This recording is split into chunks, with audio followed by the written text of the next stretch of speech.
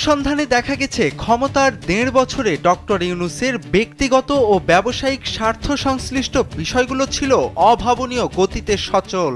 দীর্ঘ ১৬ বছর ধরে ঝুলে থাকা তার রিক্রুটিং এজেন্সির লাইসেন্সটি প্রধান উপদেষ্টা হিসেবে দায়িত্ব নেয়ার মাত্র কয়েক মাসের মাথায় অনুমোদন পেয়ে যায়।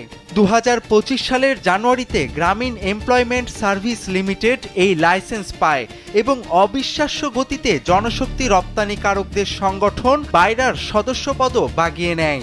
ডক্টর ইউনূসের জাপান সফরের পরপরই তার প্রতিষ্ঠানটি জাপানে কর্মী পাঠানোর বিশেষ সুযোগ পায়, যা নীতিগতভাবে স্বার্থের সংঘাত তৈরি করে। এছাড়া সমাধান সার্ভিসেস লিমিটেড নামক ডিজিটাল ই-ওয়ালেটের লাইসেন্স পেতে যে প্রতিষ্ঠানটি ৩ বছর ধরে কেন্দ্রীয় ব্যাংকে অপেক্ষা করছিল, ইউনূস ক্ষমতায় আসার মাত্র ৫১ দিনের মাথায় তারা অনাপত্তিপত্র পেয়ে যায়।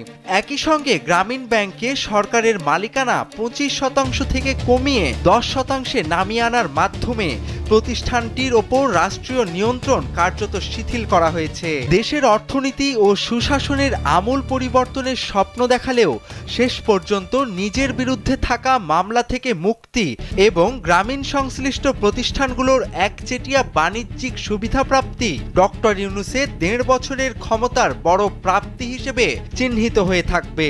জনগণের প্রত্যাশা আর ক্ষমতার বাস্তবতার এই যোজন যোজন দূরত্ব এখন সাধারণ মানুষের আলোচনার কেন্দ্রবিন্দু। ব্যবসায়িক সুবিধার পাশাপাশি আইনি ক্ষেত্রেও ডক্টর ইউনূস ছিলেন অপ্রতিদ্বন্দ্বী। শপথ নেয়ার মাত্র একদিন আগে তড়িঘড়ি করে শ্রম আদালতের সাজা থেকে তাকে খালাস দেয়া হয়। ক্ষমতা থাকাকালীন একে একে নিষ্পত্তি করা হয় গ্রামীণ টেলিকমের ২৫ কোটি টাকা আত্মসাৎ ও মানি লন্ডারিং মামলাসহ প্রায় ৭টি গুরুত্বপূর্ণ মামলা।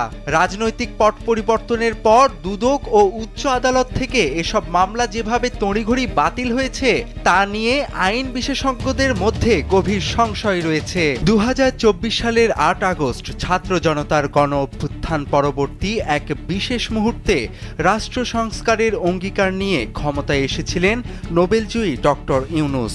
২০২৬ সালের ১২ ফেব্রুয়ারি ক্ষমতা হস্তান্তরের মধ্য দিয়ে শেষ হয় তার প্রায় ১.৫ বছরের শাসনামল। কিন্তু এই সময়ে দেশের কতটুকু উন্নতি হলো তার চেয়েও বড় প্রশ্ন হয়ে দাঁড়িয়েছে ব্যক্তিগতভাবে ডক্টর ইউনূস ও তাঁর প্রতিষ্ঠানগুলো ঠিক কি কি সুবিধা পেল।